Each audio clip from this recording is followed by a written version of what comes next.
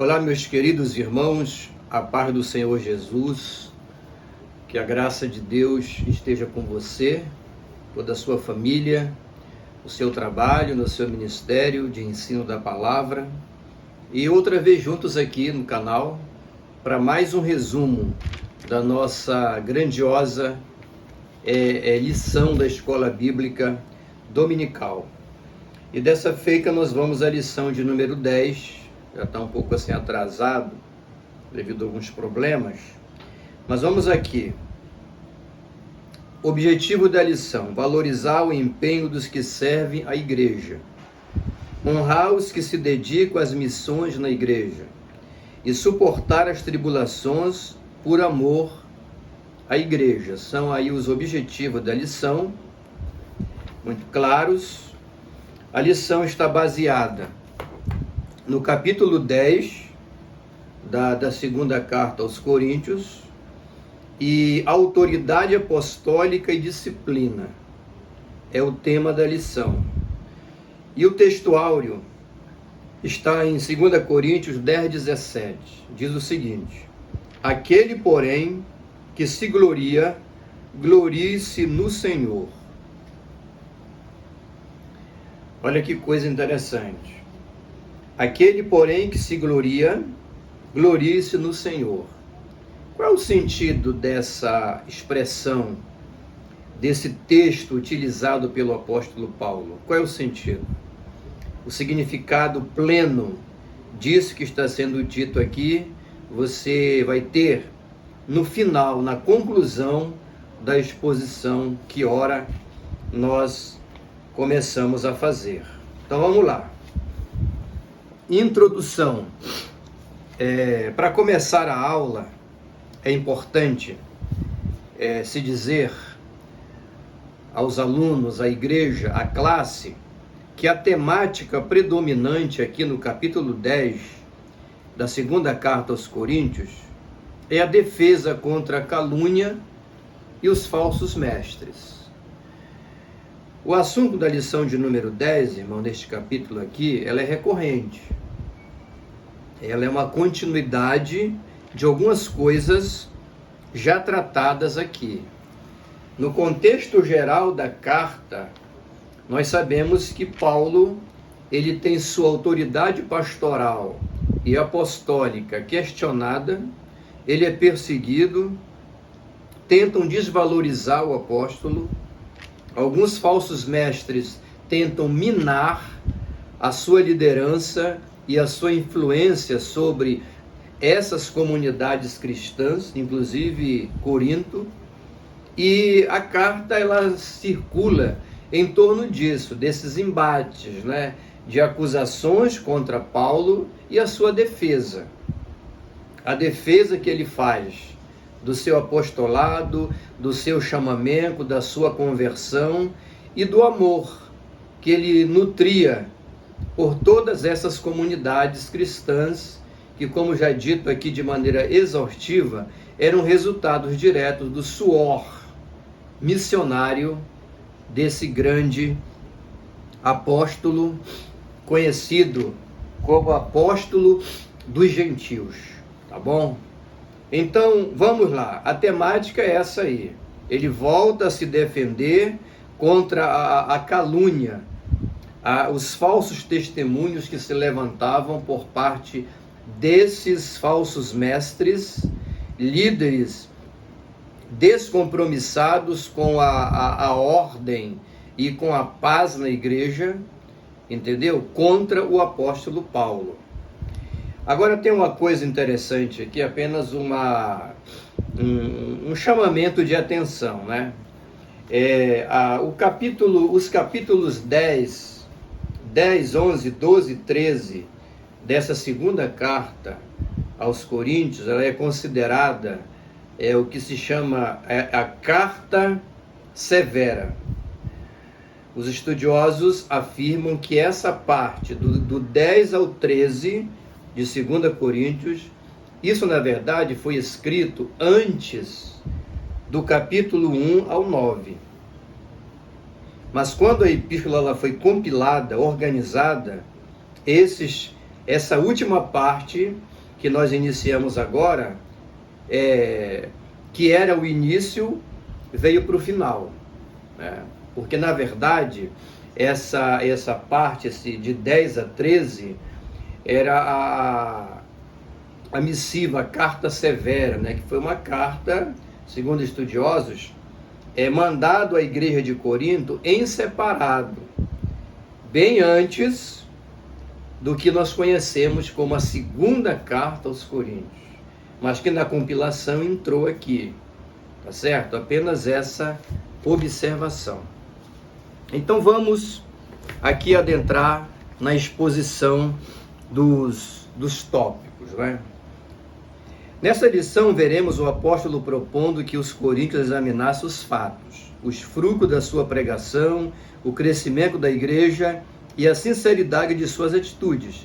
Ele faz clara distinção entre a sua autoridade ministerial e os falsos atributos humanos daqueles que o acusam de ser desqualificado. Tá certo? Autoridade com sabedoria é o texto, é o primeiro tópico. Item número 1, mansidão e firmeza. E aí vem o texto: e eu mesmo, Paulo, vos rogo, pela mansidão e benignidade de Cristo, que, na verdade, quando presente entre vós, sou humilde, mas quando ausente, ousado para convosco. O que é que nós temos aqui? Preste bem atenção, né? Mansidão e firmeza. Paulo aqui, você vai perceber quando você lê o texto, que Paulo ele faz uma aparente afirmação, entendeu? Dizendo isso aqui, ó. Ele diz assim, olha, quando presente entre vós sou humilde, mas quando ausente, ousado para convosco. O expositor tem que ter bastante atenção nisso aqui. Por quê? Porque Paulo está falando aqui algo como se isso fosse do coração dele, como se ele estivesse afirmando isso aqui. Mas, na verdade, ele está ironizando os seus adversários. Porque, na verdade, Paulo já tinha conhecimento que os falsos mestres faziam esse comentário a respeito dele, o acusando de ser inconstante, o acusando de ser veemente, impetuoso quando escrevia e nem tanto quando estava presente, uma espécie de covardia. Era isso que eles queriam dizer do apóstolo. Então, quando Paulo afirma isso aqui, ele não está de fato afirmando que ele era isso, humilde, presente e audacioso, ausente, através de carta. Não. Ele está dizendo isso porque ele está ironizando os seus acusadores. Porque ele já tinha conhecimento dessas acusações que eram feitas contra ele. Ok, irmãos? Claro isso aqui? Tigre de papel. O que é tigre de papel? É uma pessoa que sabe escrever coisas duras, né? Mas quando está presente, não tem a mesma oratória, não tem a mesma disposição, entendeu? É mais ou menos isso. Para aqueles líderes que faziam campanha contra Paulo, Paulo seria um tigre de papel. É uma expressão. Quando você ouvir falar tigre de papel, é alguém que é bravo com a caneta na mão, mas nem tanto quando tem que fazê-lo sem esse recurso literário. Presencialmente, frente a frente, olho no olho, coisa dessa natureza. Muito importante isso aí. Então, Paulo não era nada disso, mas ele afirma porque ele já tem conhecimento que era essa acusação que os seus acusadores faziam contra ele. O item 2 fala de armas espirituais, porque as armas da nossa milícia não são carnais, e sim poderosas em Deus, para destruir fortaleza, anulando sofismas. O que é que nós temos aqui? Armas não carnais. O que é que Paulo está querendo afirmar, ensinar, quando ele usa a expressão armas não carnais? Por que ele diz que as suas armas e dos seus companheiros suas armas como missionário, como fundador de igreja e como apóstolo não eram carnais. O que ele queria dizer com isso? Ele queria simplesmente dizer, irmãos, que na qualidade de cristão, de crente, de um irmão, de um filho de Deus, de um pastor, de um apóstolo que ele era, ele não utilizava de métodos mundanos, ações mundanas que eram comumente utilizados pelos incrédulos para alcançar os seus propósitos. Olha que coisa extraordinária aqui, não é? Armas não carnais. Eu repito, qual é a aplicação direta que você deve fazer para a sua classe aqui? É essa que eu acabei de dizer, que o crente, o cristão, o filho de Deus, nascido de novo, que vive a fé, que foi alcançado pela graça, que de fato é um filho de Deus, ele, em circunstância nenhuma, se utiliza de metodologias mundanas, de expedientes espúrios, carnais, malignos e repugnantes, só para tentar alcançar os seus objetivos. Porque tem pessoas, irmão, no mundo que são assim. Você vai encontrar muita gente com esse tipo de caráter no seu caminho. Pessoas que se utilizam de qualquer expediente, seja o mais maligno que seja. Para quê? Para alcançar os seus objetivos. E Paulo aqui ele faz uma condenação veemente e direta contra isso. Que armas carnais são essas? Mentira, orgulho, ambição, não é? Todo tipo de expediente que não é o que se espera de um homem e de uma mulher de Deus, que conheceu Jesus e que vive a fé. Tá certo? Então é isso que ele está condenando aqui. O cristão não se utiliza de expedientes espuros nem dentro do reino e nem fora dele. Ora, se fora do reino de Deus, eu como cristão não devo me utilizar de expedientes espúrios para alcançar objetivos, dentro do reino de Deus, muito menos. A igreja, não é?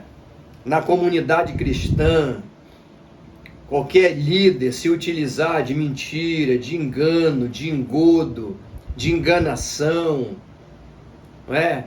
Para poder criar situações e prejudicar uma outra pessoa, perseguir um outro para ali, se vingar de mais alguém para acolá, coisa desse tipo.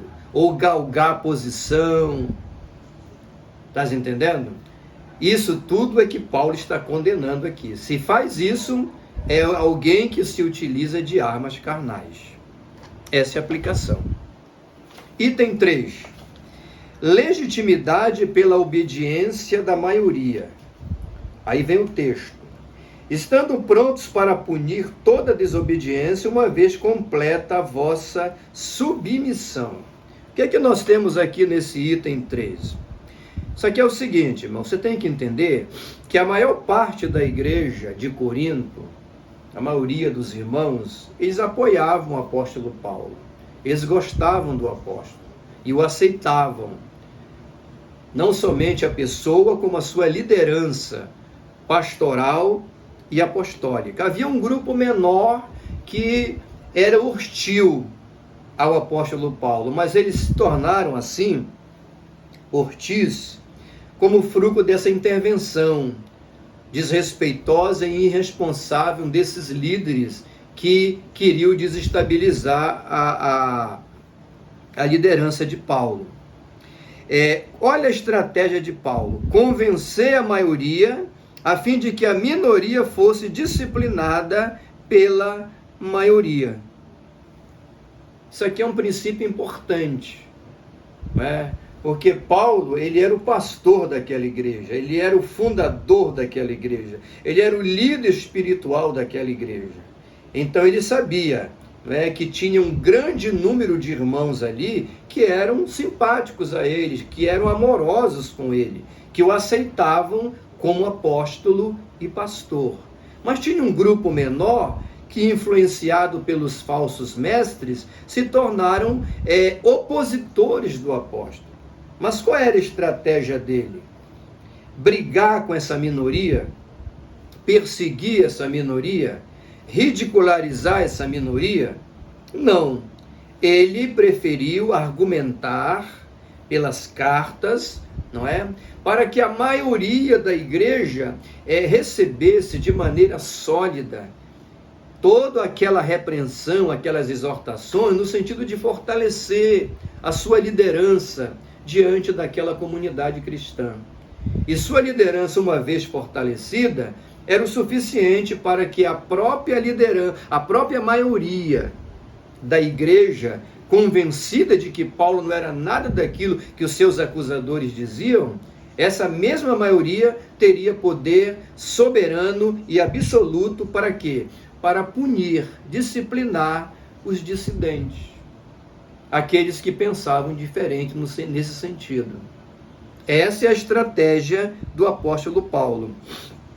Porque uma disciplina, irmãos, eficaz, ela não é eficaz, ela é eficaz quando aplicada pela própria igreja.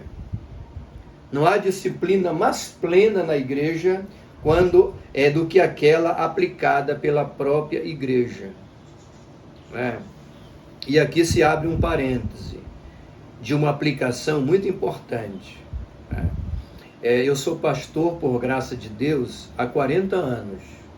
Comecei a dirigir igreja com 18 anos de idade. Já eu estou indo para 42 anos de exercício pastoral. E essa foi uma lição que eu aprendi. O pastor, o líder, ele precisa ter muito cuidado para não se utilizar do poder eclesiástico, administrativo e o poder ministerial que a igreja lhe concedeu. Ele não pode se aproveitar desse poder para perseguir os seus opositores. Isso não deve ser feito. Não é isso que se espera de um líder, de um pastor de verdade. Não é? Então, eu estou falando isso aqui porque a gente observa muitas coisas, Brasil afora, lideranças que lançam mão desse expediente. Uma vez que se sentem injustiçados ou caluniados de alguma forma, continuando aqui. Quando caluniados, eles usam desses expedientes para punir pessoas. Então, mas a disciplina na igreja, ela não pode ser fruto de revanche, de revolta, de ódio, de qualquer sentimento desse campo. A disciplina, ela tem o papel de restaurar uma pessoa, de dizer a ela que ela errou e que precisa voltar ao caminho. E a disciplina, mesmo que veemente, mesmo que incisiva e dolorosa, ela tem que ter o ingrediente do amor, da misericórdia, não é? Para quê? Para que aquela pessoa que está sendo punida, disciplinada, ela não veja a disciplina como um castigo pura e simplesmente. É claro que a disciplina ela é retributiva, sim, mas não apenas retributiva. Ela é pedagógica, ela é instrumento de misericórdia, de amor fraternal. Quando disciplinamos, fazemos com o sentimento de que aquela pessoa retorne, faça o caminho de volta, entendeu? E passe a viver a fé na sua plenitude, na comunhão dos santos. Esse é o sentido. Então a igreja, quando ela olha e percebe que alguém precisa de disciplina, é a melhor disciplina que tem. Até porque em 1 Timóteo 3,15, esse mesmo apóstolo Paulo aqui, ele diz o seguinte, que a igreja ela é a coluna e baluarte da verdade. Ele instruiu Timóteo no sentido de entender que o pastor, o líder, por mais importante que ele seja, por mais intelectual que ele seja, por mais respeitoso que ele seja, por mais dedicado que ele seja, ele não é dono da igreja. Ele não é um xerife. Ele não é um ditador. Ele não é um todo-poderoso. Em primeiro lugar, ele é uma ovelha e depois ele é o pastor que pastoreia esse rebanho. E todos os seus atos devem ser temperados com amor e sentimento de misericórdia. E aqui Paulo nos ensina essa lição. Ele quer usar de todos os recursos que ele tem para convencer a maioria da igreja, se não pode convencer todos, mas a maioria da verdade, daquilo que realmente era, entendeu? E a partir daí deixar a própria igreja perceber aonde estão os falsos.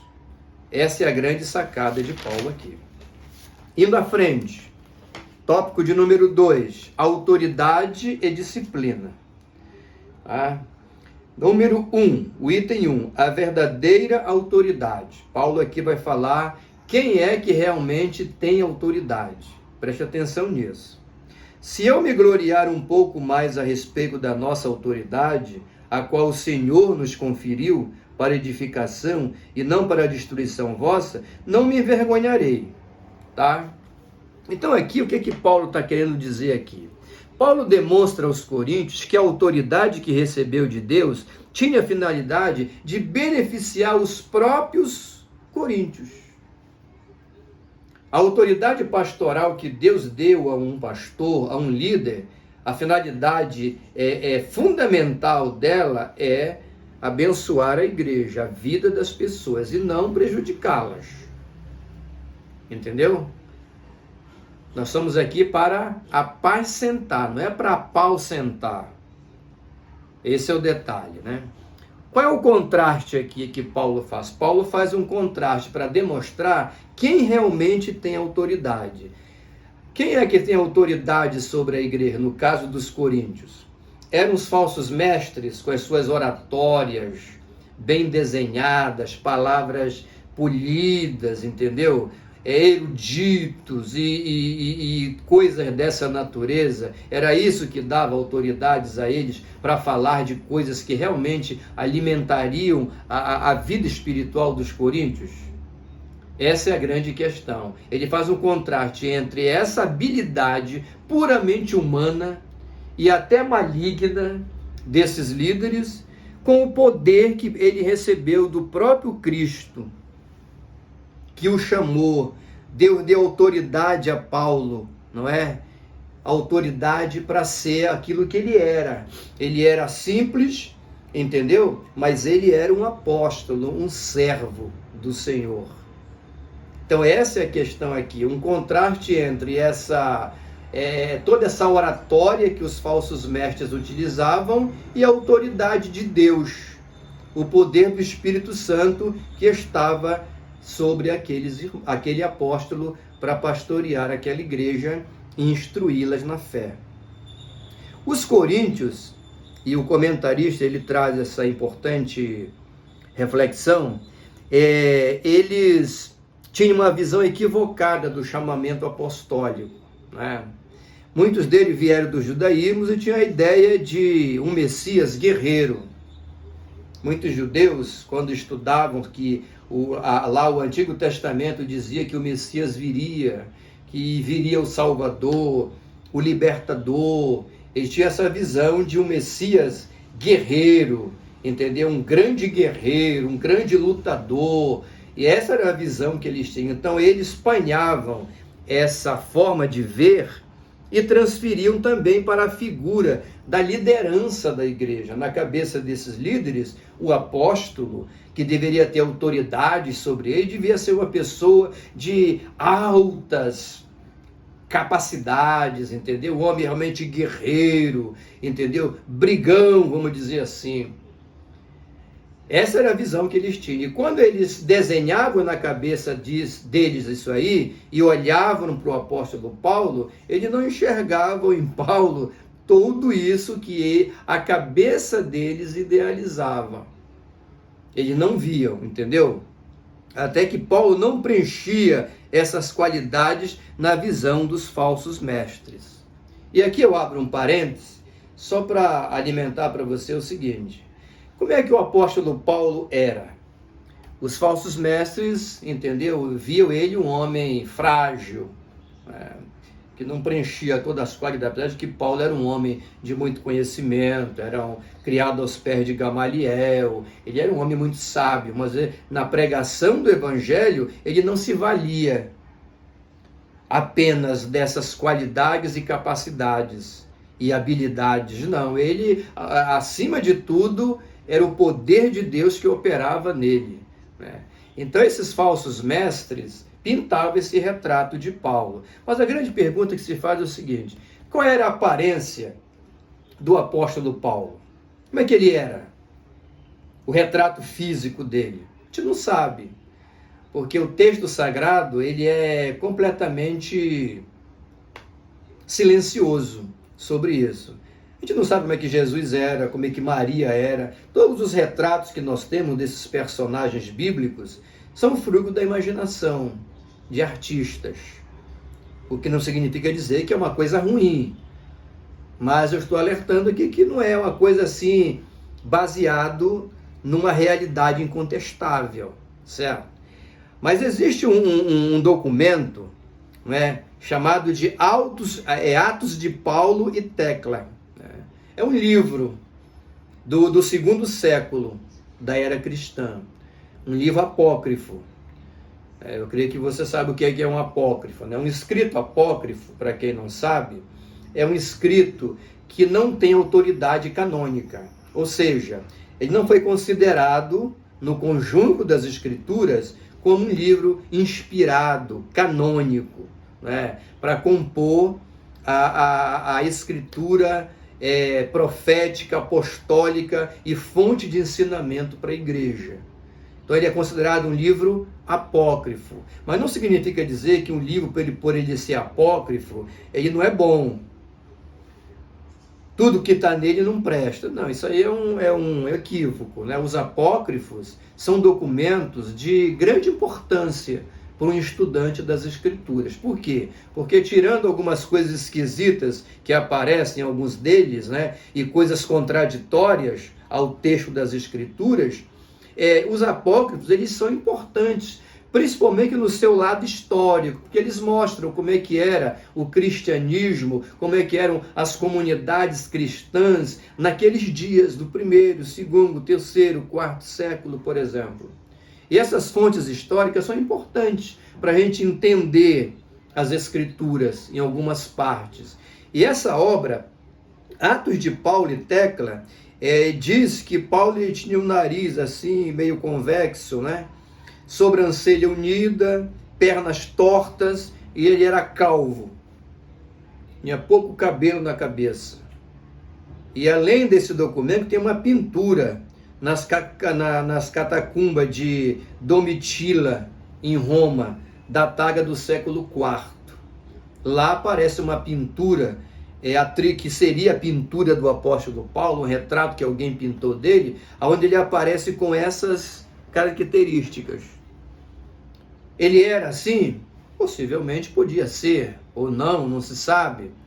Mas isso fortalece a ideia apresentada por esses falsos mestres em Corinto, olhando para o apóstolo como alguém que não preenchia o retrato, né, de um guerreiro, que deveria ser um apóstolo representante de um Messias prometido nas Escrituras. Seria mais ou menos isso aí, certo? Então vamos em frente. O tópico de número 2.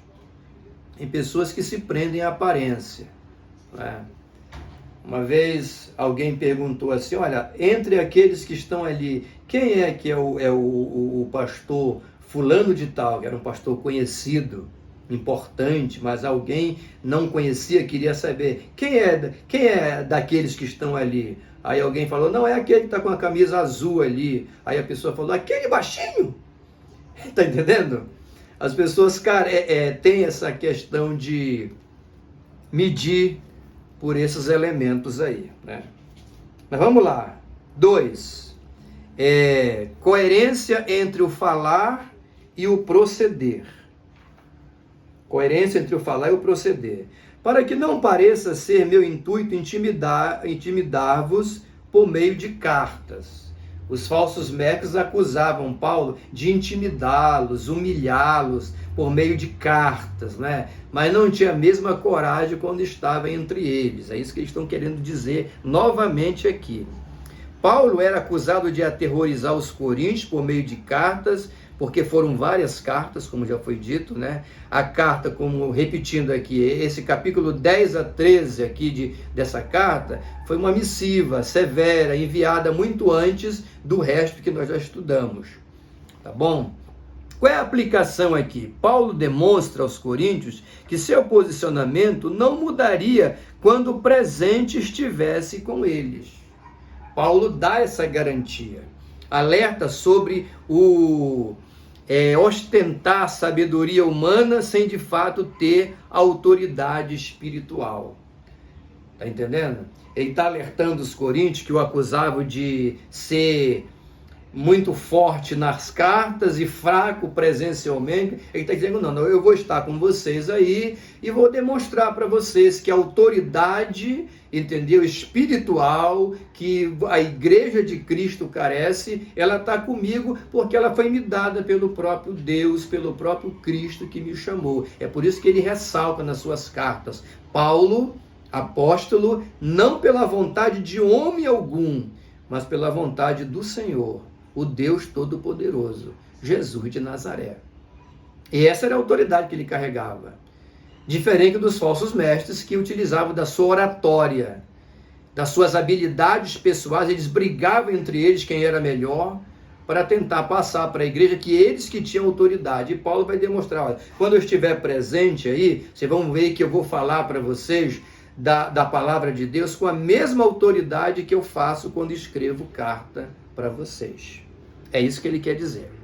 O número 3, sem buscar glória pessoal.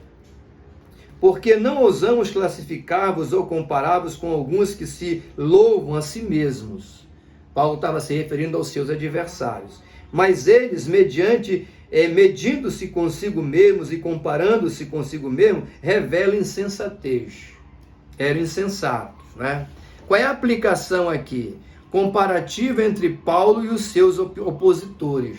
Você pode fazer essa comparação. Primeira observação, só insensatos elogiam a si mesmos. Paulo não era de estar se elogiando a si mesmo, se vangloriando, se passando por alguém acima de tudo e de todos.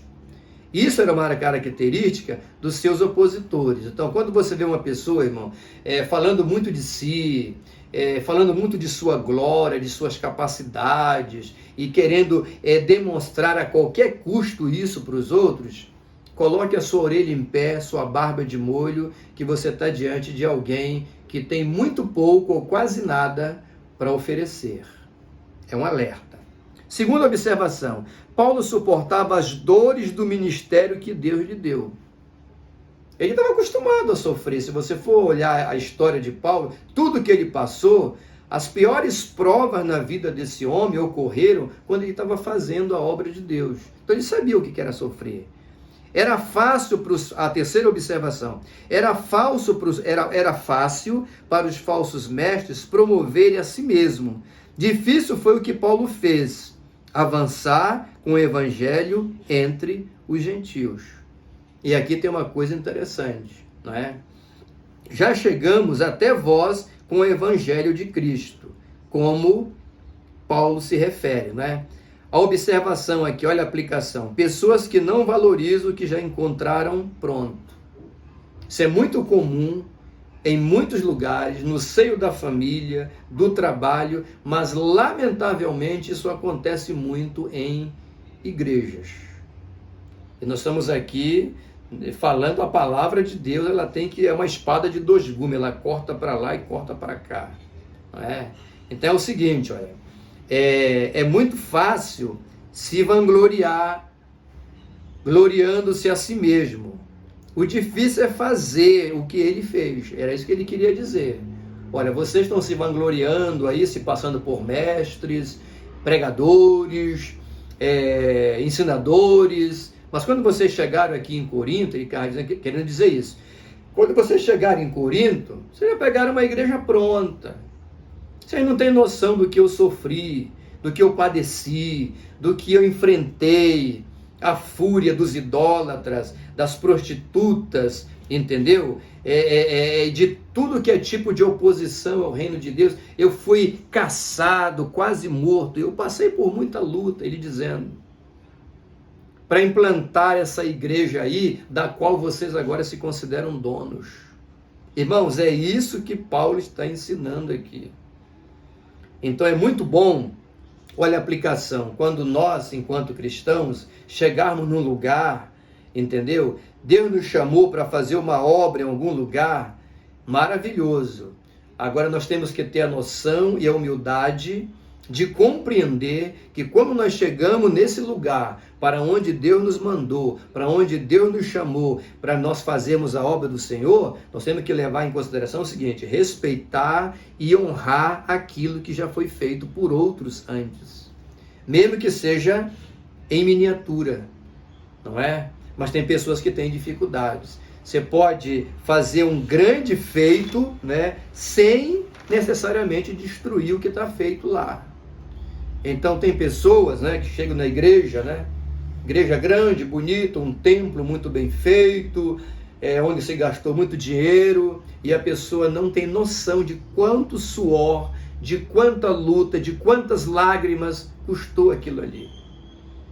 E acha fácil denegrir a imagem de líderes, de pastores, que muitos deles deram a vida por aquela obra. Aconteceu com Paulo em Corinto. Quando esses falsos mestres chegaram lá, a igreja estava pronta.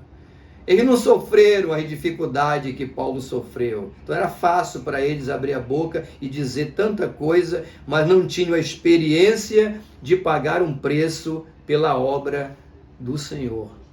Essa é a grande lição para nós aqui. Então, você foi chamado para reger um coral, né? Glória a Deus se esse coral na sua mão se tornar um grande coral. Mas quando você chegou lá, tinha alguma coisinha que foi feita lá. Honre as pessoas que lançaram as primeiras sementes. Isso se aplica a tudo. Indo para o final, maravilhosa essa lição. Indo para o final, autoridade com humildade e ética.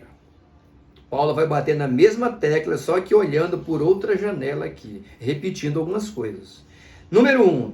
O crescimento da igreja, não nos gloriando fora de medida nos trabalhos alheios e tendo esperança de que, crescendo a vossa fé, seremos sobremaneira engrandecidos entre vós, dentro da nossa esfera de ação. O que é que Paulo está dizendo aqui? Olha, Paulo gloriava-se apenas no sentido de destacar os trabalhos realizados em prol do reino de Deus na igreja de Corinto, no caso aqui.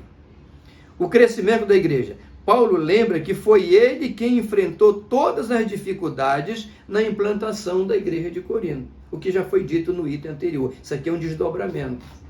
Ele volta a frisar isso aqui, gloriando, entendeu? Nos trabalhos alheios. Ele usa essa expressão, gloriando nos trabalhos alheios. O que é gloriando nos trabalhos alheios? É a gente chegar num lugar, pegar as coisas prontas, ou quase prontas, entendeu? E aí, quando aparece a frutificação, a gente esquece aqueles que lançaram a semente. Como se fôssemos nós que tivéssemos feito tudo. Isso é falta de humildade, isso é falta de amor, isso é falta de equilíbrio, de idoneidade e de tudo que é atributo que se espera de um homem de Deus.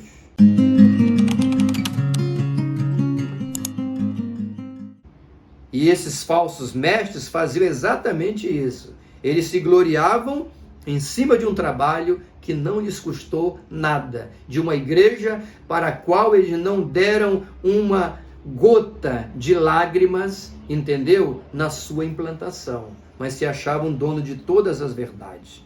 Paulo anseia ter seu trabalho reconhecido na medida de sua ação. Isso aqui é importante. Paulo, o fato de você dizer, olha, eu fiz isso, eu fiz aquilo, eu construí, isso não significa dizer exaltação propriamente dita. Você pode dizer tudo isso, mas apenas com o intuito de dizer, olha, vocês têm que entender que eu dei aqui a minha participação, que eu sofri muito aqui, que eu queria só que vocês reconhecessem. Não quero honra para mim, não quero glória para mim, mas quero que vocês reconheçam o trabalho que eu fiz. Você pode reivindicar seus direitos sem exatamente exaltar-se e humilhar as demais pessoas e se considerar dono de tudo e melhor do que todos. É possível fazer duas coisas separadamente, fazer uma coisa e não adentrar em outra. Você está entendendo? E é isso que Paulo está falando aqui. Ele queria ser reconhecido, o seu trabalho, nem mais nem menos, mas que fosse reconhecido. E que os falsos mestres não deveriam estar se gloriando em cima do trabalho dele, em cima do preço que ele pagou. Essa é a aplicação aqui. Número 2, a ética missionária, vai na mesma linha. Olha, a fim de anunciar o evangelho para além das vossas fronteiras, sem com isto nos gloriarmos de coisas já realizadas em campo alheio. Aqui Paulo está olhando a coisa agora de maneira muito mais profunda. Por quê? Porque ele, Paulo, chegou, entendeu, por exemplo, em lugares onde já tinha alguma semente do evangelho. E ele não se dava o direito, entendeu, de semear, entendeu, de trabalhar em campo alheio sem levar em consideração as coisas já realizadas, como aqueles falsos profetas faziam, os falsos mestres. Você está entendendo? Então essa é uma coisa interessante, a aplicação. A obra de Deus é uma continuidade. Todo líder, todo cristão tem que ver a obra de Deus como uma continuidade, principalmente quem lidera. Pastores, principalmente, que assumem uma liderança, um trabalho, entendeu? Devem entender que a igreja, a obra de Deus é uma continuidade. Novos avanços, sem necessariamente destruir as bases. Tem um texto bíblico que diz assim, não removas os marcos antigos. Tem coisa velha, antiga, que deve ser removida, não serve mais.